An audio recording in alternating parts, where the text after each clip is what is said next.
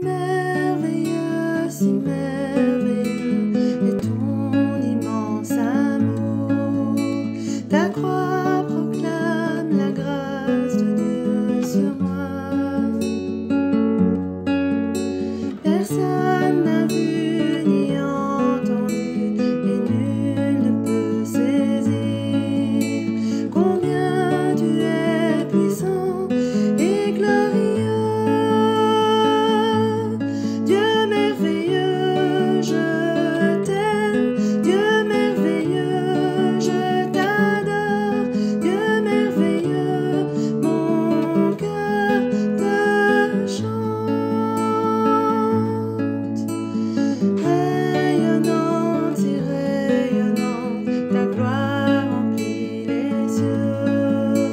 Tu montres à tous la grandeur de tes œuvres,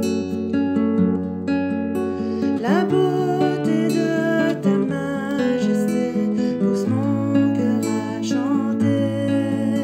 Combien tu es splendide et merveilleux, Dieu merveilleux, je t'aime, Dieu merveilleux, je t'adore.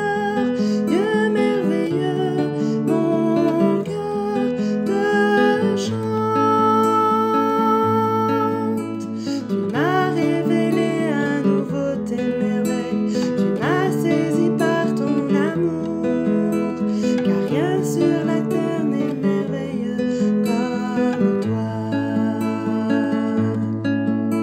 Tu m'as révélé à nouveau tes merveilles, tu m'as saisi par ton amour, car rien sur la terre n'est merveilleux comme toi. Dieu merveilleux, je t'aime, Dieu merveilleux, je t'adore.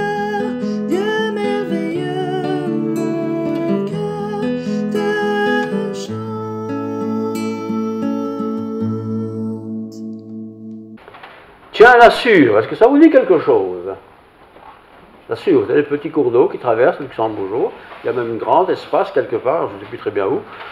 On y a déjà été souvent, ma femme et moi, quand il y avait les enfants chez nous. Il y a beaucoup d'eau, on peut nager. C'est pas la côte belge, mais c'est très beau, la Sûre. Et quand on y va, il n'y a pas de voiture, parce que les voitures doivent se garer en haut, ça c'est luxembourgeois, c'est très bien. Il n'y a que des gens à pied. Il n'y a pas de danger, sauf de se noyer si on ne sait pas nager, comme moi par exemple. On pourrait se noyer, mais c'est beau, c'est gai, et quand il y a du soleil, c'est magnifique. Alors imaginez un lac que vous connaissez quelque part, auquel vous avez déjà passé du temps, voilà, joué avec votre famille. Vous êtes dans ce lac, il fait beau, il fait chaud, c'est agréable, il y a des gens, c'est bien, on est assis, on est cool. Et puis tout d'un coup, là, une bande de gens, là, d'adultes, des grands, c'est pas des enfants, qui viennent, qui s'arrêtent, et puis, au milieu de ces gens qui se sont arrêtés, qui sont assis, se lève un monsieur, qui se met à parler. Qui se met à parler à la manière des prédicateurs. Eh bien, certains vont dire, bravo, enfin un prédicateur, mais la plupart diront, mais qu'est-ce qu'il vient nous embêter, alors qu'il fait si beau, j'ai envie de calme, j'ai envie de détente. C'est un contexte similaire que nous allons voir ce matin. C'est pas la Sûre, nous sommes dans le nord d'Israël, nous sommes près du lac de Tibériade, un lac où pour ceux qui ont eu le privilège d'aller savent qu'il est très beau, il fait très chaud, très agréable, et nous sommes dans cet endroit, dans notre histoire. Cette histoire que nous trouvons dans l'évangile de Matthieu, et si vous avez votre Bible, vous pouvez l'ouvrir. Alors quand on est dans un lac comme le lac dont je parle ici, la Sûre, eh bien, voilà, on a son petit casse-croûte avec, il fait beau, hein, c'est très gai, il n'y a pas de voiture, il n'y a rien, je le répète, les gens sont là, tout le monde regarde l'eau, hein, les yeux sont par là, et voilà, c'est bien, on se détend, on est tranquille, on oublie un peu les soucis de la vie, et on profite. Eh bien, c'est à peu près le même genre de situation que celui de notre récit. Les gens bavardent, les gens rigolent peut-être, d'autres se détendent, d'autres s'endorment certainement. Tout ça existait à l'époque de notre histoire, comme ça existe encore à notre époque, bien entendu. Un petit groupe bien connu, à un moment donné, va apparaître dans cette histoire. Donc tout le monde est là, hein, sur la plage, et puis apparaît ce groupe. Ce sont des adultes, il n'y a pas d'enfants. Et ce sont des adultes qui s'arrêtent, et puis ils s'assoient, et quelqu'un se lève. C'est Jésus. Personne ne sait que c'est Jésus, sauf ceux qui le connaissent, parce que c'est quand même son pays. Et ils se mettent à prêcher. Ils se mettent à prêcher. Et c'est comme si vous êtes à la Sue, ou le lac que vous aimez, et puis d'un coup, vous entendez quelqu'un qui commence à parler à haute voix, en train de faire des sermons, nous corriger, nous accuser. Vous dites, mais qu'est-ce qu'il vient nous embêter ce dimanche après-midi, il fait si bon, on était si bien, et il vient ici nous déranger. Eh bien oui, Jésus a parfois dérangé les gens auxquels il s'adressait. Matthieu 12, verset 47. Matthieu 12, verset 47. Comme Jésus s'adressait encore à la foule, verset 46, « Voici sa mère et ses frères qui étaient dehors, cherchèrent à lui parler. » Quelqu'un lui dit, « Hé, voici ta mère et tes frères sont dehors et ils cherchent à te parler. » Mais Jésus répondit à celui qui le lui disait, « Qui est ma mère? Et qui sont mes frères? » Puis, étendant la main sur ses disciples, c'est-à-dire les 11, il dit, « Voici ma mère, voici mes frères. » Et peut-être que même sa main étant allée plus loin que ses disciples, ceux qu'il avait choisis, peut-être que dans cette foule, il y avait aussi des gens qui avaient accepté sa discipline. « Voici ma mère, voici mes frères. Car quiconque fait la volonté de mon Père qui est dans les cieux, celui-là est mon frère, et ma sœur, et ma mère. » Frères et sœurs, ce matin, si c'était le cas aujourd'hui, et que Jésus vienne dans ce lieu de culte, pourrait-il dire à chacun d'entre nous, « Voici celui qui est mon frère, qui est ma mère, qui est ma sœur. » Sommes-nous disciples de Jésus-Christ? La foule est interloquée. La foule est saisie d'une telle réponse de la part de Jésus. Elle ne comprend pas, mais nous allons y revenir tout de suite. Je reprends le verset 47. Quelqu'un lui dit, « Voici ta mère et tes frères sont dehors et ils cherchent à te parler. » Sa mère et ses frères sont dehors et ils cherchent à te parler. C'est un peu comme si vous êtes vraiment en vacances, en repos, en détente, et ce jour-là, comme par hasard, il y a des gens qui ont besoin de vous parler. Ils ont eu 1000 occasions de vous parler. C'est la même famille. Ils étaient ensemble depuis tant de fois. Mais ils viennent là, justement ce jour-là. Voici, ta mère et tes frères sont dehors et ils cherchent à te parler. Il connaît bien sa mère, il connaît bien ses frères et ses sœurs. Et pour ceux qui avaient des doutes concernant la vie du célibat de Jésus, ils se trompent complètement parce que Jésus avait une famille, des frères et des sœurs. Jésus à la maison a dû parler bien des fois à ses frères et ses sœurs. Il a même dû parler à sa mère et peut-être à son père, si son père était encore vivant. Mais qu'est-ce qu'il pouvait bien raconter à eux? Et comment recevait-il ce message-là? Sachons-le tout de suite, il est plus difficile de faire un disciple chez soi que d'aller dans le monde et de faire des disciples. Jésus le sait. Jésus le sait. Mais revenons à notre histoire sur ce lac, enfin autour de ce lac de Galilée. Donc nous sommes ici au nord, ce qu'on appelle aussi le lac de Génézareth, c'est le même lac, hein. Voilà.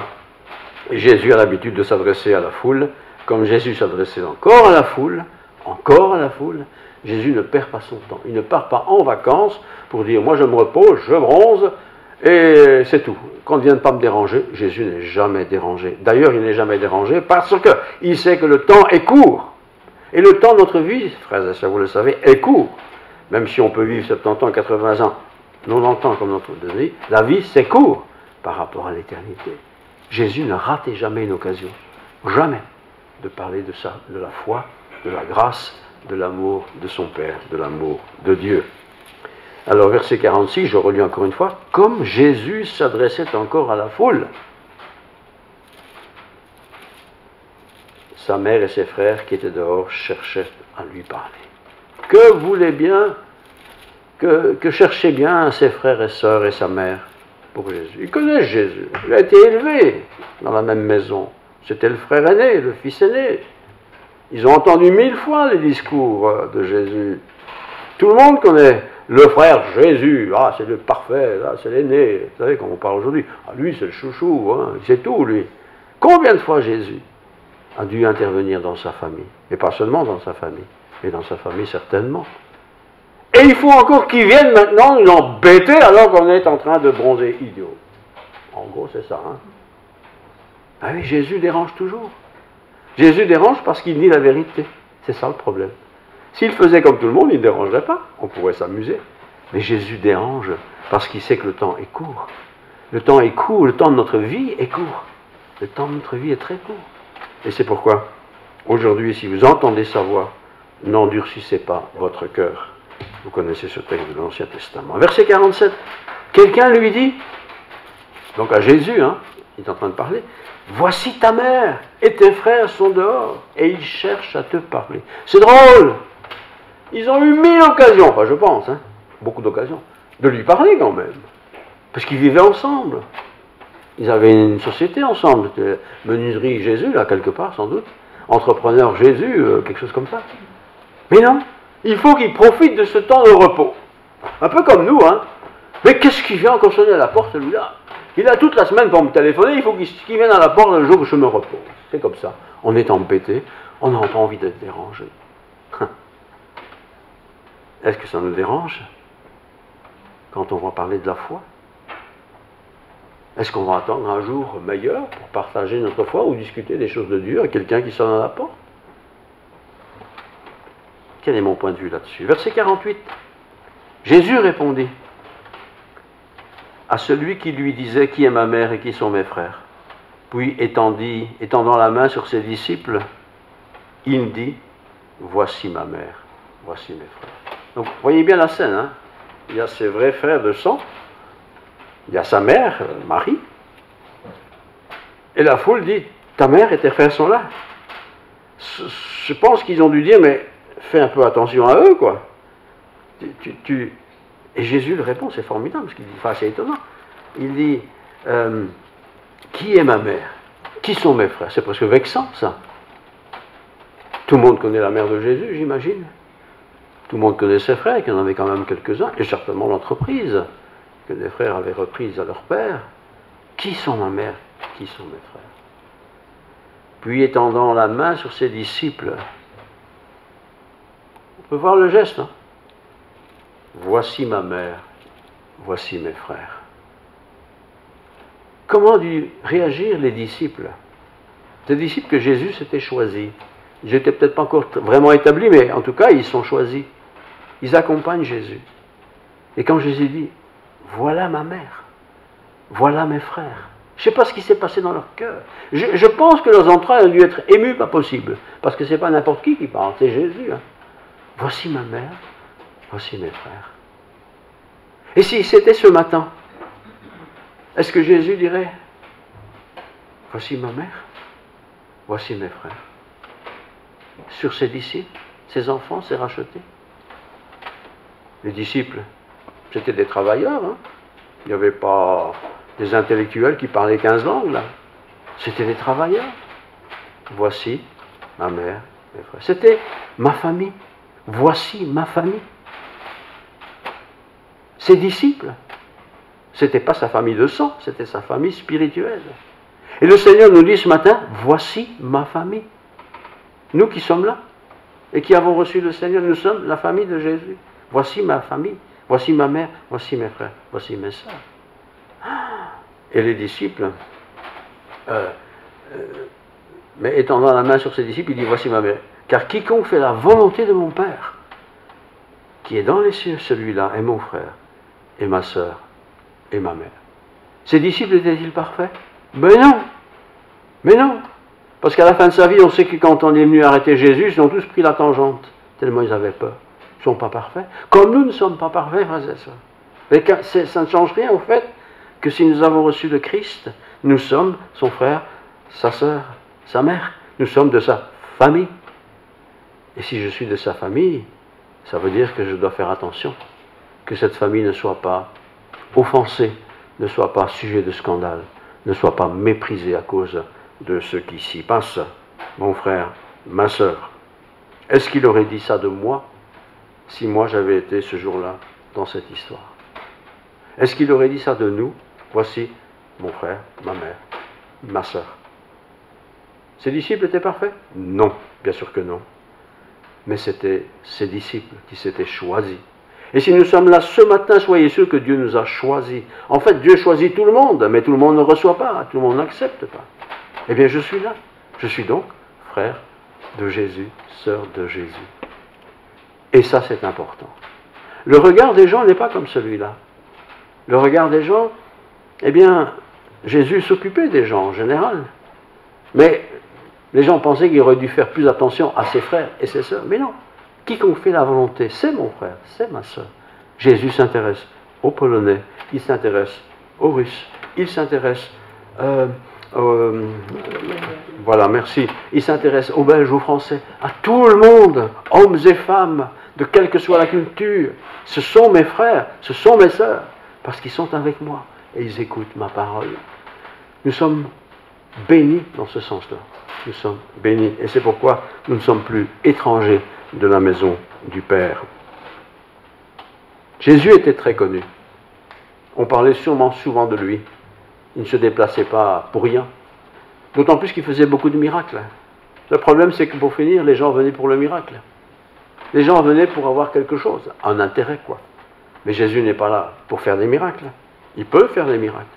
Mais Jésus est venu pour prêcher un message, un témoignage. Et c'est comme nous. Nous ne sommes pas là pour faire des miracles, nous sommes là pour témoigner de ce que Dieu a fait dans notre vie. Et qu'est-ce que Dieu a fait dans ma vie? Mais il a fait de grandes choses. Et la première, c'est qu'il m'a tiré de la boue du péché pour nous amener à sa grâce. Et il fait de moi des filles, un fils, des filles, pour l'honorer. On aime ou on n'aime pas. Oui, on aime ou on n'aime pas. Ce n'est pas une question de look, ce n'est pas une question de beauté. Jésus n'avait rien, dit la Bible, pour attirer le regard. Ce n'était pas un bel homme, on ne sait pas. Mais il n'y avait rien de spécial, il était comme tout le monde. Mais il avait un cœur grand comme ça. Et il aimait tous, les hommes et les femmes. Jésus, par son œuvre, est désavoué cependant par ses auditeurs qui sont là. Qu'est-ce qu'il vient nous raconter ici, ce jour-là? Ben oui, sans doute, comme je le disais, peut-être il faisait beau, c'était peut-être le Shabbat, je ne sais pas. On n'a pas envie d'être dérangé. Mais quand est-ce que Dieu peut nous déranger en fin de compte? Jésus, quand il prêchait, n'était pas le grand théologien dont les théologiens aiment être. Vous savez, ces théologiens qui ont des titres ronflants, pas possible, ils ont des diplômes en veux-tu en voilà, ils connaissent l'hébreu, le grec, l'espagnol, le portugais, le belge, le flamand, le wallon, le luxembourgeois, ils connaissent encore d'autres choses, mais Jésus n'a pas besoin de tout ça. Il veut partager un langage que tout le monde comprend. Et l'évangile était ça. Et c'est pourquoi Jésus a dit à ceux qui voulaient faire dégager un peu les enfants, par exemple, laissez venir à moi les petits-enfants. Les petits-enfants, ce n'est pas des grands, hein, car le royaume des cieux est pour ceux qui leur ressemblent. Un enfant, vous lui racontez quelque chose, il vous écoute et il vous croit. Hein. Il ne faut d'ailleurs pas abuser de ça. Mais c'est vrai. Jésus parle pour que tout le monde puisse comprendre son message, y compris les enfants. Mais la foule. Alors, ça c'est l'évangile. J'aimerais maintenant vous lire un autre texte, pas tout à fait le même, bien entendu, c'est Paul, justement, l'intellectuel converti à Jésus-Christ, Romains 9, 1 à 7. Un beau passage dans ce contexte de ce matin. Donc Romains 9, 1 à 7. Je dis la vérité en Christ, c'est Paul qui écrit, hein. Je ne mens point. Ma conscience m'en rend témoignage par le Saint-Esprit. J'éprouve une grande tristesse et j'ai dans le cœur un chagrin continuel. Ça, c'est un prédicateur. Hein. Ce n'est pas le grand théologien qui sait tout et qui va tout expliquer. Hein. Non, j'éprouve une grande tristesse. Il s'adresse à Rome. À Rome, c'est une grande ville. Il se passe des choses intellectuelles extraordinaires, mais aussi des choses mauvaises d'un autre côté. Il aime cette ville et il aime ses habitants. J'éprouve une grande tristesse et j'ai dans le cœur un chagrin continuel, car je voudrais moi-même être anathème, rejeté, et séparé de Christ pour mes frères, mes parents, selon la chair. Je voudrais bien perdre tout ce salut pour vous. Donc, ceux à qui il écrit, à tous les païens d'aujourd'hui également. Qui sont donc mes parents selon la chair, qui sont israélites et à qui appartiennent l'adoption, la gloire, les alliances, la loi, le culte, les promesses, les patriarches et ce qui est issu selon la chair, le Christ, qui est au-dessus de toutes choses, Dieu béni éternellement. Ce n'est point à dire que la parole de Dieu soit restée sans effet. Mais non. Car tous ceux qui descendent d'Israël le sont par Israël. Ben oui, tu es juif parce que ton père était juif et que ta mère était juive, sinon tu n'es pas juif. Hein? Moi je suis belge parce que mon père et ma mère étaient belges. Hein? Mais encore, ça c'est une culture, mais la race, on ne peut pas changer de race, n'est-ce pas? C'est ce qu'il dit. Hein? Eh bien, qu'ils soient la postérité d'Abraham, ils ne sont pas tous ses enfants.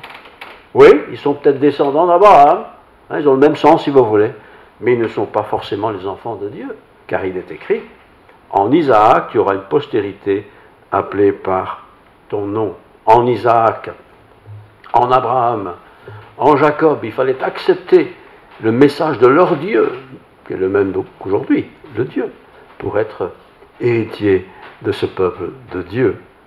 Aujourd'hui aussi par le Christ. Nous avons été par adoption. Nous ne sommes pas juifs, moi je ne suis pas juif, mais nous sommes adoptés à entrer dans le royaume de Dieu. Tiens, quelqu'un m'a écrit un message la semaine dernière concernant le président ukrainien en disant qu'il était juif. Je me dis, mais qu'est-ce qu'il y a comme juif dans ce monde après tout? On en a tellement massacré, mais voilà un président qui est juif. C'est étonnant. Et d'ailleurs, le frère qui m'a écrit ça, c'est un collègue pasteur, qui est très pro-juif. Moi, je suis pro-juif, mais je ne connais pas tout ça. Il m'a dit que nous devons toujours nous rappeler que les juifs ont beaucoup de qualités, mais seront toujours persécutés, quel qu'il soit. Voilà, un monsieur qui était comédien, semble-t-il, hein, quelque chose comme ça. Voilà. Donc, je reprends mon texte, Romains 9 à 7, verset... j'ai perdu la page.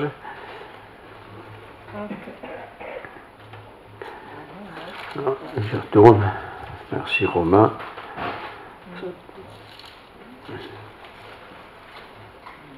Voilà. Ça m'apprendra de sortir de mes notes, ça. Romains 9, 1 à 7. Je voulais lire le verset 7. Ce n'est point à dire que la parole de Dieu soit restée sans effet, car tous ceux qui descendent d'Israël ne sont pas Israël, donc voilà, et bien qu'ils soient de la postérité de David, ils ne sont pas tous ses enfants, mais il est dit en Isaac, tu auras une postérité appelée de ton nom. Nous sommes, en tant que chrétiens non juifs, l'Israël de Dieu par l'œuvre du Christ Jésus. Et pour moi, ça c'est une excellente et belle nouvelle également. Alors, Matthieu 12, 50, on y revient. Nous voyons ici l'intervention, l'attitude de Jésus, qui est quand même assez violente, je trouve. Hein. Matthieu 12, 50. Car quiconque fait la volonté de mon Père qui est dans les cieux, celui-là est mon frère, ma sœur et ma mère. Voilà le contexte. Jésus est en train de prêcher. On l'écoute pas. Mais il dit quelque part que l'important, c'est pas la nation, c'est pas la langue, c'est pas la couleur de la peau. L'important, c'est de faire la volonté de Dieu. Celui-là, celui qui fait la volonté de Dieu, il est mon père, il est ma sœur, il est ma mère, il est ma famille. Sommes-nous, êtes-vous, membres de la famille de Jésus? Si vous êtes juif, vous le serez à cause de l'histoire. Mais ça ne veut pas dire que vous aurez le salut éternel. Par contre, si dans le cours de votre vie, un jour, vous avez eu une conversion, si vous avez un jour accepté le message du salut présenté par le Christ au travers de sa parole, et que vous l'avez accepté et que vous voulez le vivre, alors vous êtes enfant de Dieu. Voilà celui qui est mon père, ma mère et ma sœur. La foule avait posé une question. Voilà ta mère. Voilà tes frères.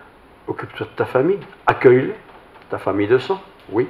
Mais vous êtes aussi, tous les autres gens qui étaient là, ma famille. Ma famille. Et je suis fier d'avoir comme famille Jésus. Je suis fier et heureux d'être appelé fils de Dieu par Jésus. Je suis fier et heureux d'être appelé enfant de Dieu par Jésus. J'espère que vous l'êtes aussi. L'Israël, la nation de Dieu. Matthieu 12, verset 50.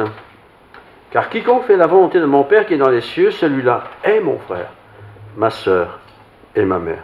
Je n'ai rien inventé, c'est ce que Jésus a dit à cette foule. Jésus a dit cela à cette foule. Sommes-nous de la famille du Seigneur? Oui, il y a des sols différents. Oui, il y a des langues différentes. Oui, il y a des cultures différentes. Chapitre 13, verset 1. Ce même jour, Jésus sortit de la maison et s'assit au bord de la mer. Une grande foule s'étant assemblée auprès de lui, ben ça se sait, hein? Il monta dans une barque et il s'assit. Toute la foule se tenait sur le rivage. Il leur parla en parabole sur beaucoup de choses et il dit, un semeur, très simple, un semeur sortit pour semer. Comme il semait, une partie de la semence tomba le long du chemin. Et les oiseaux vinrent et ils mangèrent ce qui avait été tombé, ce qui était tombé sur le chemin. Une autre partie tomba dans les endroits pierreux. Et elle n'avait pas beaucoup de terre. Elle leva aussitôt, parce qu'elle ne trouva pas un sol profond. Mais quand le soleil parut, elle fut brûlée et sécha, faute de racines. Il y a des gens qui sont directement, acceptent la nouvelle religion, sautent dessus. Mais ça n'a pas de profondeur. Il faut de la profondeur. Il faut de la bonne terre, il faut des racines. Et la vie chrétienne n'est pas basée sur une émotion, n'est pas basée sur une sympathie, elle est basée sur une semence jetée dans une bonne terre préparée et qui permet d'être nourrie. Une autre partie tomba parmi les épines montèrent et l'étouffèrent. Une autre partie tomba dans la bonne terre, elle donna du fruit. Un grain en donne 100, un autre 60, un autre 30, qu'importe, que celui qui a des oreilles pour entendre, entendre. Et ce discours, et ces discours que Jésus a prononcés sur cet endroit où il était avec ses disciples, a dû, je pense, marquer les gens qui ont entendu Jésus raconter ces messages. Certains ont dû dire tout ça c'est de la foutaise. Mais il est qui ce gars qui se prend pour qui là? Le fils du charpentier là. De quoi il se mêle? Qu'est-ce qu'il en connaît lui? Eux, ils connaissaient bien sûr le grand pharisien un tel, le grand sadducéen un tel, ça c'est important. Mais ça ne change pas ma vie, ça. Ce qui change ma vie, c'est l'œuvre du Christ. L'œuvre du Christ. Seul celui qui fait la volonté de mon Père pourra espérer et être assuré qu'il aura la grâce. Verset 50. Puis il étendit la main sur ses disciples, il dit, voici ma mère et mes frères, car quiconque fait la volonté de mon Père qui est dans les cieux, celui-là est mon frère et ma sœur et ma mère. Ces disciples qu'il visait, étaient-ils parfaits, eux? Mais non. D'ailleurs, quand le Christ va être arrêté et crucifié, ils vont tous prendre la tangente, là. Non, ils n'étaient pas parfaits. Bien sûr que non. Bien sûr qu'ils ont fait des péchés, évidemment, comme chacun d'entre nous. Mais quand on reçoit le Christ, et quand on se dit devant Dieu, à Dieu, voilà, je veux marcher dans tes voies, je veux faire ta volonté. Est-ce que ça veut dire que je ne pécherai plus? Bien sûr que non. Le péché, nous n'en voulons pas, mais il reste attaché à nous. Nous le savons. Et quand nous péchons, confessons, demandons pardon, et Dieu nous pardonnera, comme nous aussi nous pardonnons à ceux qui nous ont offensés. N'oublions jamais. Il nous faut aussi pardonner à ceux qui nous ont offensés, de la même manière que Dieu m'a pardonné chaque fois que je l'ai offensé. La foule était impressionnée par Jésus. Mais Jésus n'était pas impressionné par cette foule. Jésus est impressionné quand quelqu'un abandonne sa vie sans Dieu pour se tourner vers le salut que Dieu propose. Alors, chapitre 13, verset 23, ce sera le dernier texte. Celui qui a reçu la semence dans la bonne terre, c'est celui qui entend la parole et la comprend. Entendre sans comprendre, ça ne sert à rien. Mais entendre et comprendre le sens de la parole de Dieu. Il porte du fruit Et un grain en donne 100, un autre 60, un autre 30. Pas d'importance, mais elle porte du fruit. Et c'est aux fruits qu'on voit l'arbre. Quels sont nos fruits, frères et sœurs? Qu'est-ce que nous avons comme fruit dans notre vie? Qu'est-ce qui est visible dans ma vie en tant que fruit? Dire que je suis chrétien, il y a des tas de gens qui se disent chrétiens dans le monde. Il y a des tas de gens qui ne se disent pas chrétiens, mais qui sont peut-être enfants de Dieu parce qu'ils ont compris le sens de Dieu. Aimer Dieu, c'est une chose. Porter du fruit à cause de Dieu et pour Dieu, c'est une autre chose. Et il nous faut les deux. Venez à moi, je termine. Vous tous qui êtes fatigués et chargés. Venez à moi, c'est à Jésus. Ce n'est pas à une église, c'est à Jésus qu'il faut venir. Venez à moi, vous qui êtes fatigués et chargés, je vous donnerai du repos. Prenez mon joug. Mon joug, c'est ce qui permet d'être conduit par Dieu. Prenez sur vous mon joug, car mon fardeau, je dis toujours, car mon fardeau de Dieu, il est doux et léger.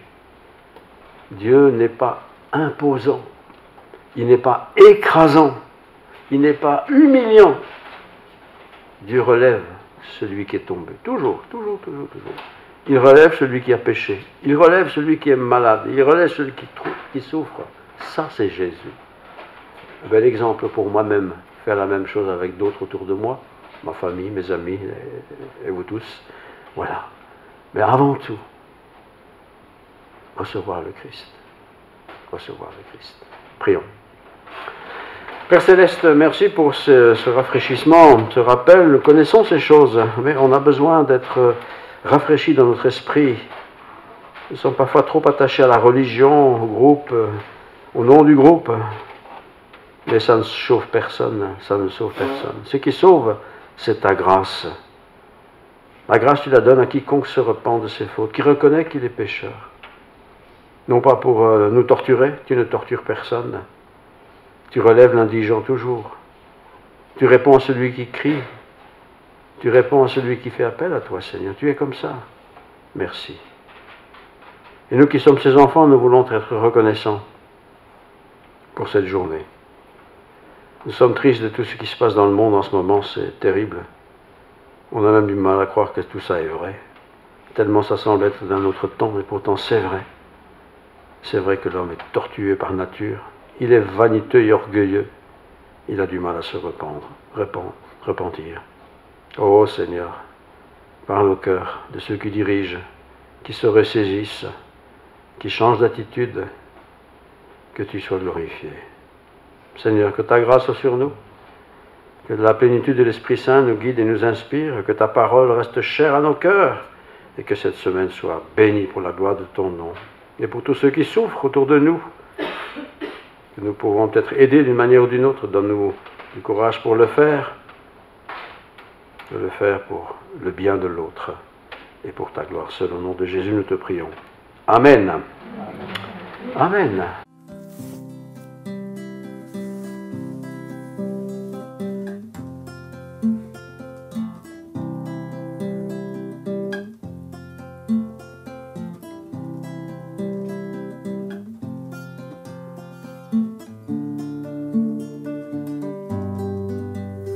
Quand je contemple ta sainteté et quand je contemple ta beauté et quand toutes les choses pâlissent à ta lumière,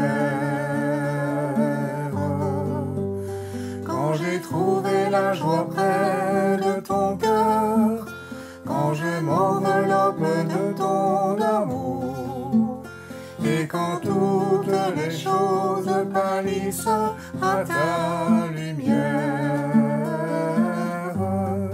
oh je t'adore, oui je t'adore, si je vis Seigneur, c'est pour t'adorer, oh je t'adore.